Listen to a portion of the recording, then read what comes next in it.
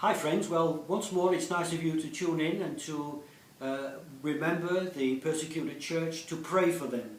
We're very mindful today of the deafening silence that is in the Western church regarding persecution of God's church.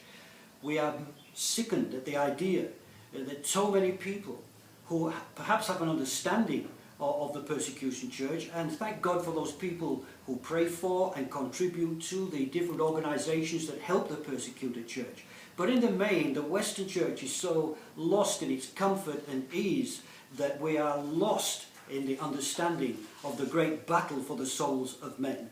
Remember the mothers and fathers who have perhaps had to sell their children through Islamic slave traders. Remember those people who are lost in Pakistan, the young children who are sold as sex slaves to their Muslim masters. Remember those who are making bricks, working for people who abused them.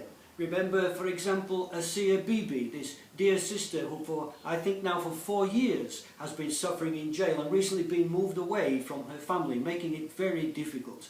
And what's so upsetting is that the Western governments are so caught up in their own ideologies that they're forgetting that the persecuted church are suffering greatly and their human rights are lost in the midst of their political positions.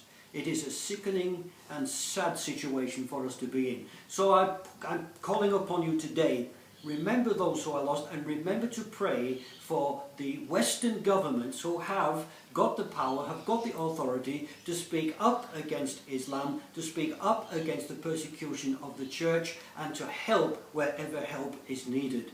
There are untold millions of dollars being given to Islamic communities, and they are being wasted and they are being ripped off by their leaders. We know this, and we know that it can be changed through the power of the prayer of Christians. So I implore you to look at the websites, look at the different organizations helping Christians, look at what's happening to our world, and in particular to our own family, to our own Christian brothers and sisters. They need us. They need our prayers. They need our help.